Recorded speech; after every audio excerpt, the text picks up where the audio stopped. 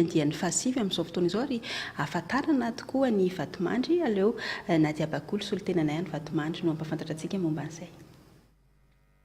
Sehatra iray efa tanora maneno talenta ny Festival Dôla Beach izay mivohy mandrakariva ny lafiny ara-panatanjahantena sy ara-kolontsaina. Efatr'andro naharetan'izao andian'ny fasivy izao ka nisongadina ny taranja beach soccer nandraisan'ireo ekipa lehilahy ny izay ny anjara raha ekipa efatra kosa ny vehivavy. Ny FC Mazorka avy ao Marifotra no nibata ny fandraisena raha nampiondroka ny FC Tanambao tamin'ny izay no iray teo amin'ny lalao famarana ny alatsinainy ny pasika teo. FC Bafana Tanambao kosa no nandavo ny FC Soldat tamin'ny isa 7-2 teo amin'ny zazavavy. Omby Matavy moa no fanomezana ho an'ny zazalahy ary ondry ho an'ny zazavavy. Ireo rehetra ireo dia nilaroina Dôla Rotra, Rally Beach, tolona ny Cock Beach, teny amoron-dranomasina sy fifaninanana asarambika manendrika ho an'ny zazavavy sy zazalahy. Nahitana mpandray anjara 7 ny vehivavy ary 7 ny lehilahy. Yasmina avy eto Vatomandry no lany Miss Dôla Beach 2019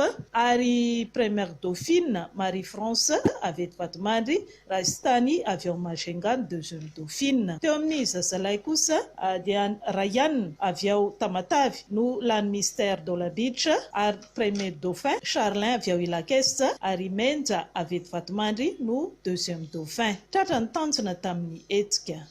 Rehefa afa-pony vahoaka, afa-pony rehetrarehetra indrindra ny mpandray anjara izay ny atao hoe tratra ny tanjona.